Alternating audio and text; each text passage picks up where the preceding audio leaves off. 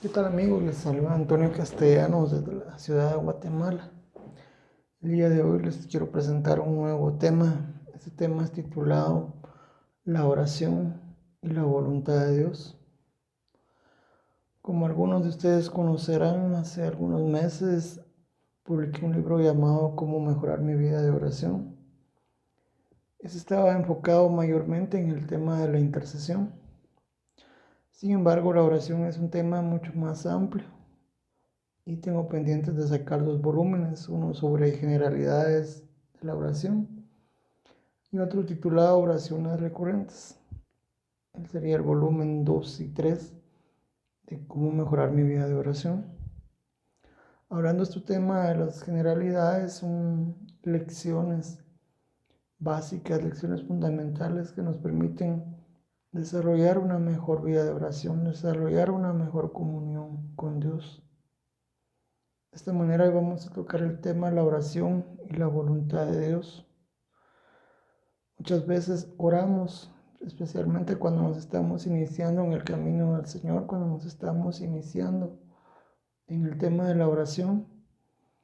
Sin embargo, sentimos que nuestras oraciones no son respondidas, incluso podemos llegar a sentir que nuestras oraciones no son escuchadas. Esto se debe a que no pedimos conforme a la voluntad de Dios, porque como somos nuevos en el camino de Cristo, no conocemos la voluntad de Dios. Pero esto no quiere decir que Dios no nos escuche. Esto no quiere decir que Dios no oiga las oraciones, sino que simplemente Dios no va a obrar en contra de su voluntad. Muchas veces buscamos a alguien más para que ore por nosotros, buscamos de un líder espiritual, de un pastor o de alguien para que esta persona ore por nosotros pensando que de esa manera vamos a realmente estar delante de Dios nuestra petición y no conocemos el poder que en el nombre de Jesús tenemos todos y cada uno de nosotros para orar, para pedir, para interceder por otros. Derivado de estos sentimientos, derivado de estos pensamientos que nos llevan a creer que Dios no nos está escuchando. Sin embargo, ese no es el fundamento, ese no es un pensamiento bien fundamentado. Y para ello vamos a leer ahora la historia de Abraham. Abraham es un gran ejemplo en la Biblia de cómo conocer la voluntad de Dios. Abraham Dios lo llamó, Abraham Dios le dio instrucciones. Sin embargo, Abraham cometió muchos errores como muchos de nosotros hemos cometido buscando la voluntad de Dios. Abraham trató de ayudar a Dios, Abraham fue a lugares que Dios no le mandó. Abraham comenzó a caminar con Dios, sin embargo en su camino tuvo muchos tropiezos. Y así día a día él se fue perfeccionando para conocer la voluntad de Dios y para poder orar conforme a la voluntad de Dios. De la misma manera que a nosotros nos corresponde aprender esto. Vamos a empezar en el libro de Génesis, en su capítulo 12, cuando Dios llama a Abraham. Recordemos que Dios tenía un plan para la humanidad. Dios quería cumplir este plan con el hombre, sin embargo, lamentablemente en el jardín del Edén, Adán cae. Adán sucumbe a la tentación junto con Eva y la humanidad cae en pecado. El hombre cae de la gracia de Dios. Luego la humanidad se multiplica, la humanidad se desarrolla y las generaciones se van por el mal camino, se llenan de maldad, se llenan de malicia, empiezan a hacer lo malo, entonces Dios envía el diluvio. Únicamente mantiene a Noé y a su familia para continuar con el linaje de la humanidad. Sin embargo, nuevamente vemos cómo el mundo se vuelve a llenar de oscuridad, el mundo se vuelve a llenar de maldad. Entonces Dios toma a un hombre llamado Abraham, luego le cambiaría el nombre a Abraham. Abraham era de un pueblo pagano, de un pueblo idólatra. Sin embargo, la idea de Dios es sacar de este pueblo, de este hombre, un nuevo pueblo que le sirva, un nuevo pueblo para Dios, un nuevo pueblo que mantenga su testimonio aquí en la tierra, un pueblo que sea opción para buscar a Dios, como lo es hoy día la iglesia. Así que leyendo en Génesis capítulo 12 vemos que dice, desde su verso 1, pero Jehová había dicho a Abraham, vete de tu tierra y de tu parentela y de la casa de tu padre a la tierra que te mostraré. Y haré de ti una nación grande y te bendeciré y engrandeceré tu nombre y serás bendición. Bendeciré a los que te bendijeren y a los que te maldijeren, maldeciré. Y serán benditas en ti todas las familias de la tierra. Y se fue a Abraham como Jehová le dijo, y Lot fue con él. Y era Abraham de 75 años cuando salió de Aram. Acá vemos un punto muy importante. Dios quería bendecir a todas las familias de la tierra a través de Abraham, a través de su descendencia, que es Cristo. Pero acá empezando con el proceso de Abraham, Dios le dice, vete de tu tierra y de tu parentela. Y Abraham obedece a Dios en parte, porque Abraham sale, pero dice que se fue con Lot. Lot era su familiar. Entonces él no dejó a su parentela, aunque salió, él se llevó a Lot. Él se lleva a su familiar para que lo acompañe. Más adelante, si leemos el libro de Génesis, nos damos cuenta de que hay conflictos con Lot. Hay varios conflictos. Lot está en Sodoma cuando Dios va a destruir Sodoma y Gomorra. Los pastores de Lot se pelean con los pastores de Abraham por el espacio. Están muy reducidos. No hay lugar suficiente para ambos y deben separarse. Acá todos estos conflictos que Lot le genera a Abraham te derivan de que no siguió la voluntad de Dios. La voluntad de Dios era que se fuera sin su parentela. Y al final todos estos conflictos logran separar a Abraham de Lot y Abraham se alinea a la voluntad de Dios. Pero conociendo más un poco de este hombre, Abraham, vamos a pasar al capítulo 13 del libro de Génesis. En el verso 1 dice, subió pues Abraham de Egipto hacia el Negev, él y su mujer, con todo lo que tenía, y con el Lot. Y Abraham era riquísimo en ganado, en plata y en oro. Abraham era un hombre muy rico, era un hombre muy rico en su tiempo, tenía mucha plata, mucho oro, era un hombre pudiente. Sin embargo, faltaba algo muy importante en su vida. Sin embargo, su vida no estaba completa. Había un afán y una ansiedad en su corazón con la cual Dios trató, con la cual Dios lo moldó, con la cual Dios lo formó, como muchas veces hace con nosotros y como es su deseo hacer con nosotros. Vamos a pasar al capítulo 15, verso 1, dice, después de estas cosas vino la palabra de Jehová a Abraham en visión diciendo, no temas, Abraham, yo soy tu escudo, y tu galardón será sobremanera grande. Y respondió Abraham, Señor Jehová, ¿qué me darás siendo así que ando sin hijo? Y el mayordomo de mi casa es ese Damaseno, Eliezer. Dijo también Abraham, mira que no me has dado prole, y he aquí que será mi heredero un esclavo nacido en mi casa. Luego vino a él palabra de Jehová diciendo, no te heredará este, sino un hijo tuyo será el que te heredará.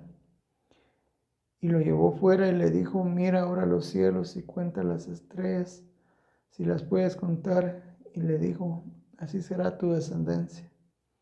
Y creyó a Jehová y le fue contado por justicia. Acá vemos que a pesar de que Abraham era un hombre muy rico, a pesar de que era un hombre muy poderoso en su época, no tenía un hijo. Él tenía un afán, él tenía un dolor en su corazón. No tenía a quien heredarle toda la riqueza que tenía.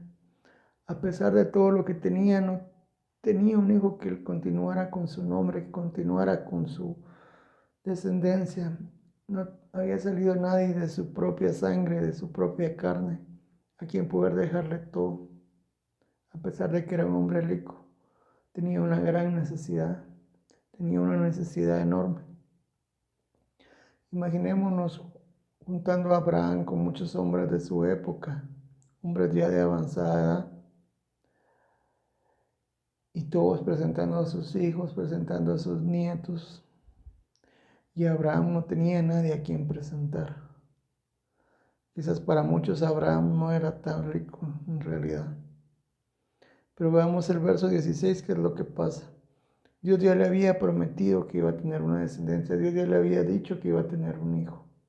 Sin embargo, Abraham se desespera, como muchas veces nos pasa a nosotros, y trata de ayudar a Dios, trata de echarle la mano a Dios, trata de adelantarse a los planes de Dios, trata de imponer sus propios métodos, sus propias ideas, las ideas de otros, las influencias del hombre, las ideas del hombre, las sugerencias y los mandamientos del hombre. Veamos en el capítulo 16, verso 1. Dice: Sarai, mujer de Abraham, no le daba hijos, y ella tenía una sierva egipcia que se llamaba Agar. Dijo entonces Sarai a Abraham: ya ves que Jehová me ha hecho estéril, te ruego pues que te llegues a mi sierva, quizá tendré hijos de ella. Y atendió a Abraham al ruego de Sarai. Sarai era estéril, su cuerpo no podía producir hijos. Sarai le propone una idea a Abraham, le da una sugerencia, una ocurrencia, que tenga hijos con su esclava egipcia. Este es un hecho muy importante para la historia de la humanidad, para la historia del pueblo de Israel y para la historia del pueblo cristiano. Pero continuamos en el verso 3, dice: y Sarai, mujer de Abraham, tomó a Agar su sierva egipcia, al cabo de 10 años que había habitado Abraham en la tierra de Canaán, y la dio por mujer a Abraham, su marido. Y él se llegó a ella, la cual concibió, y cuando vio que había concebido, miraba con desprecio a su señora. Era Abraham de 86 años cuando Agar dio a luz a Ismael. Abraham tenía un hijo con la sierva de Sarai. Este hijo es llamado Ismael. Este Ismael es padre de las tribus de los árabes. Muchos de los musulmanes son descendientes de Ismael. Históricamente ha habido un conflicto enorme entre Israel y estos pueblos, entre la iglesia cristiana y estos pueblos, debido a este acto de Abraham de adelantarse a Dios, de tratar de ayudar a Dios, de tratar de implementar su propio método en vez de Dios. Nace este pueblo que ha sido un pueblo conflictivo, un pueblo que ha estado lejos de la promesa de Dios y que nació fuera de la promesa de Dios. Así vemos como muchas veces, igual que Abraham, nosotros tratamos de implementar nuestros propios métodos, nosotros tratamos de implementar nuestras propias ideas, las ideas que nos dice alguien más, las ocurrencias que nos dice alguien más. Realmente no conocemos la voluntad de Dios porque no estamos preparados para recibir la voluntad de Dios y necesitamos pasar un proceso como el que pasó Abraham. Vamos a pasar al capítulo 17.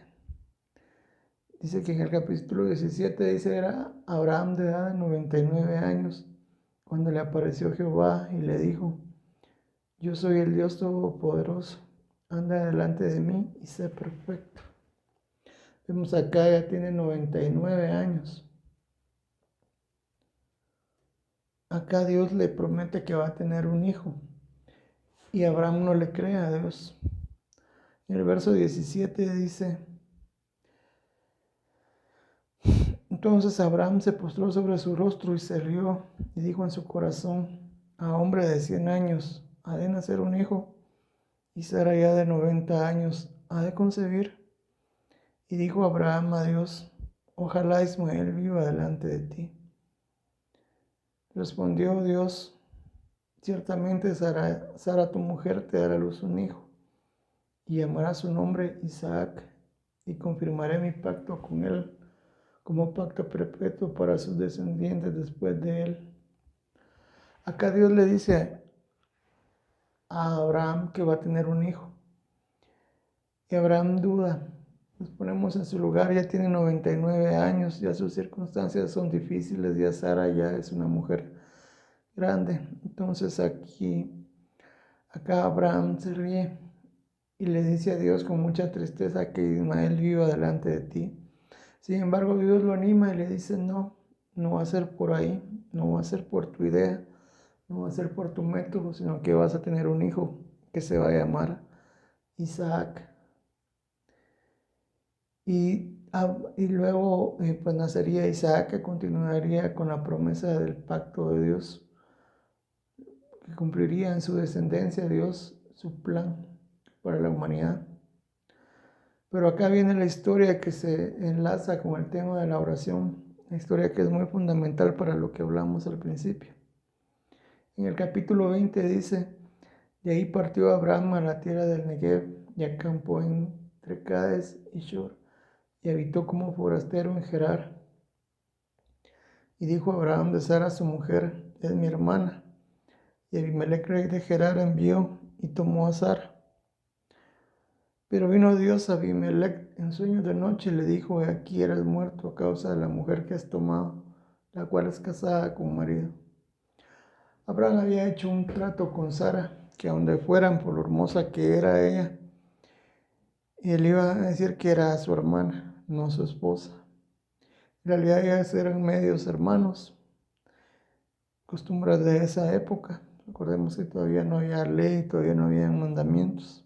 Eso sería mucho tiempo después, en el tiempo de Moisés. Entonces llegan ellos a este pueblo Gerar, y el rey de este pueblo, de nombre Abimelech, le atrae a la esposa de Abraham y se la lleva. Y Dios le habla en sueños y le dice que lo va a castigar por haber tomado la mujer de su siervo Abraham. Veamos ahora en el verso 4 lo que le responde a Abimelech. Mas Abimelech no se había llegado a ella y dijo, Señor, ¿matarás también al inocente?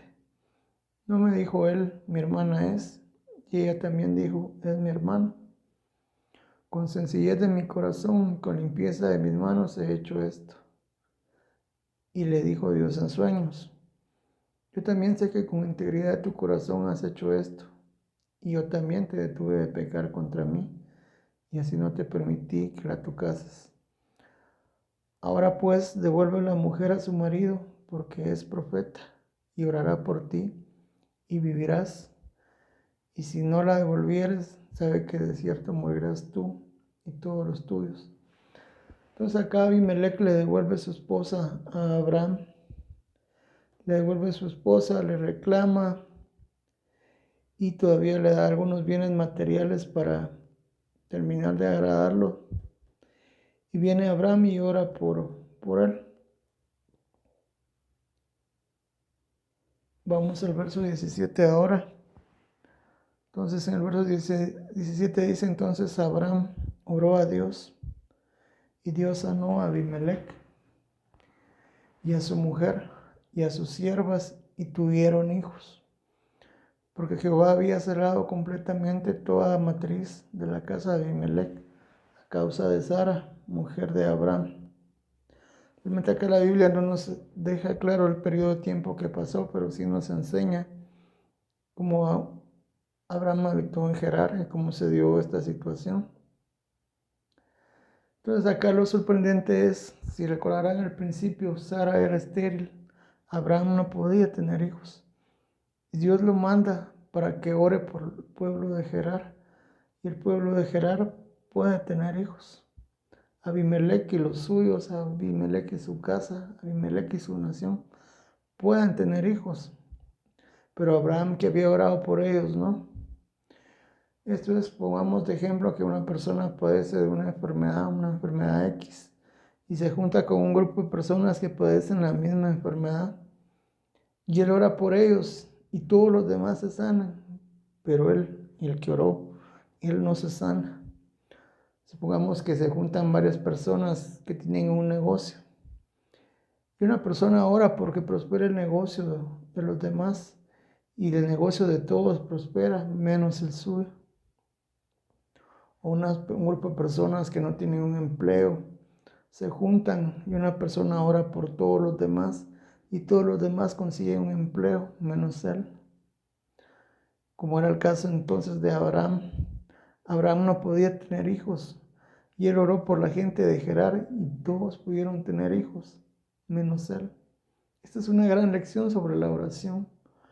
Abraham acá entendió que Dios tenía el poder para sanarlo, que Dios tenía el poder para curar la esterilidad de Sara, que Dios lo podía hacer como lo hizo con la gente del pueblo de Abimelech, pero iba a ser en el tiempo de Dios, por el método de Dios, quien Dios quisiera, cuando Dios quisiera, no por las sugerencias de otra persona, no por las sugerencias de Sara, no por las ocurrencias mismas de Abraham. Abraham que había aprendido que Dios le había dado una promesa, pero que no debía adelantar el tiempo de Dios como había hecho con Ismael, no debía haberse desesperado, sino que cuando fuera el tiempo y el método de Dios, su hijo llegaría. Esta es una gran lección para nosotros, hermanos, porque muchas veces cuando comenzamos en Cristo, venimos del mundo, venimos con una mentalidad natural y lo que le pedimos a Dios no es conforme a su voluntad, no es conforme a su tiempo. Necesitamos como Abraham pasar por muchas lecciones, necesitamos como Abraham cometer errores para aprender a conocer la voluntad de Dios y poder hacerla, poder obedecerla y poder orar conforme a ella. Vemos que después de esta lección, en el capítulo siguiente, en el capítulo 21, dice, visitó Jehová a Sara como había dicho, e hizo Jehová con Sara como había hablado, y Sara concibió, y dio a Abraham un hijo en su vejez, en el tiempo que Dios le había dicho. Y llamó a Abraham el nombre de su hijo que le nació, que le dio a luz Sara, Isaac. Acá vemos como Dios había dado una palabra, había dado una promesa, pero Dios la hizo en el tiempo que Dios le había dicho, como Dios había hablado, pues en el tiempo de Dios es conforme a la palabra de Dios. Por eso es tan importante que conozcamos la palabra de Dios, para poder orar conforme a su voluntad, para que su palabra nos renueve y cambie nuestra mentalidad, para que toda esa influencia que traemos del mundo, para que toda esa influencia que traemos de lo natural cambie en nuestras vidas.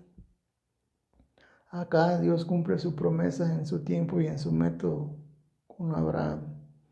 Vamos a pasar ahora al libro de Santiago, la epístola del apóstol Santiago en su capítulo 4. Este es un tema muy importante para lo que comentamos de la oración. Dice Santiago, ¿de dónde vienen las guerras y los pleitos entre vosotros? Acá pregunta él de dónde vienen las guerras, los conflictos que hay entre. Acá él se dirige a un grupo de creyentes. ¿De dónde vienen esas guerras? Y continúa Santiago. ¿No es de vuestras pasiones las cuales combaten en vuestros miembros?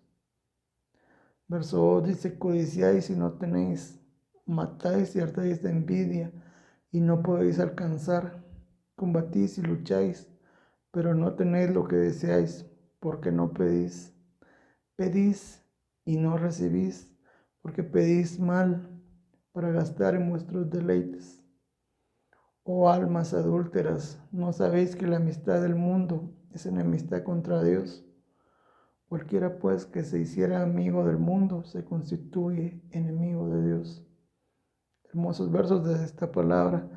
Sin embargo, si lo vemos fuera del contexto bíblico, nos puede parecer una palabra muy dura.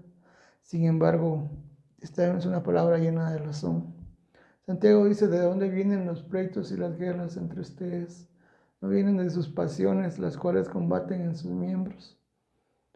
Santiago nos enseña acá de que estas pasiones están en nuestra carne, que venimos muchas veces del mundo y traemos muchas pasiones, muchos deseos, anhelamos muchas cosas que el mundo nos da, traemos una mentalidad influenciada por el mundo, formada por el mundo, y necesitamos la palabra de Dios para cambiar esa mentalidad.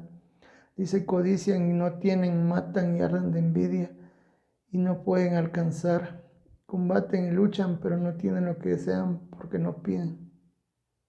Acá viene una parte importante, ¿por qué no piden?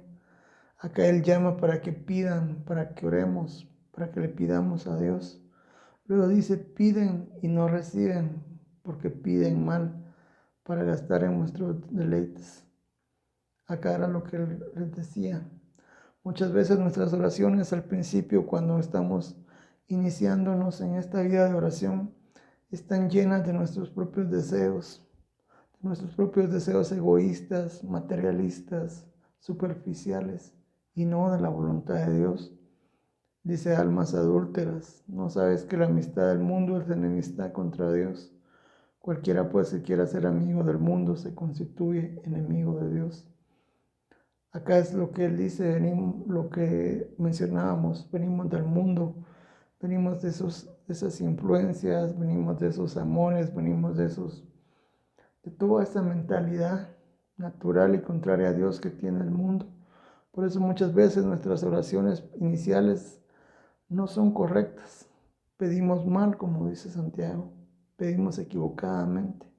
Necesitamos conocer la palabra de Dios, necesitamos conocer las promesas de Dios, como le sucedió a Abraham. Abraham primero recibió una promesa de Dios, luego tomó una acción y empezó a caminar con Dios y ahí cometió errores. Y poco a poco fue aprendiendo a hacer las cosas conforme al método y al tiempo de Dios. De la misma manera nosotros necesitamos conocer las promesas de Dios en la Biblia. Necesitamos tomar una acción y obedecer a Dios y pasar por un proceso donde vamos a cometer errores. Pasar un proceso que nos va a transformar para poder cumplir la voluntad de Dios, para poder conocer el tiempo de Dios y el método de Dios. Y de esa manera nuestras oraciones se van a alinear a la voluntad de Dios.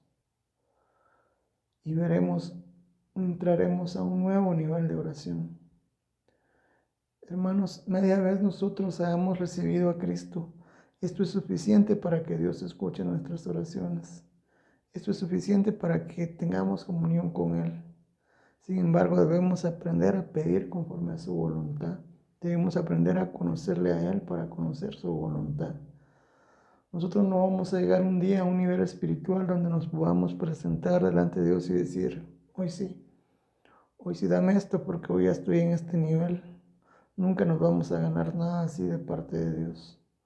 Todo siempre por su gracia, por su misericordia y por el sacrificio de Cristo. De esa manera, hermanos, acerquémonos a Dios en oración sin perder la fe. Acerquémonos a Dios en comunión, leyendo su palabra. Eso nos va a permitir pulirnos, empezar este proceso y llegar a mejorar nuestra vida de oración al decir las palabras correctas en el momento correcto y aprender, como aprendió Abraham, a esperar en Dios. Esta es la lección valiosa sobre la oración, hermanos. Nosotros no necesitamos forzosamente que venga un líder, un pastor, un profeta a orar por nosotros. Dentro de cada uno de nosotros está la semilla del Espíritu Santo, que nos permite tener comunión íntima con Dios. Hemos sido salvos. Así que debemos explotar esta semilla, debemos hacer uso de este recurso de la oración, para no solo para nuestros propios medios, nuestros propios propósitos, sino para bendecir a otros, de la manera que hizo Abraham con Abimelech y con Gerar. Acá vemos cómo en la oración está libre de egoísmo, como no debe ser únicamente para nosotros lo que pedimos, únicamente pensando en nosotros, sino pensando en bendecir a otros y en ayudar a otros. Así que, hermanos, les animo a leer mi primer libro sobre la oración. Cuando los otros dos estén publicados, pues les haré llegar también la información. Así que sigamos orando, hermanos, con una oración ferviente, sin perder la fe y sin perder la esperanza. Espero que este mensaje les haya gustado y los espero para la próxima. Bendiciones.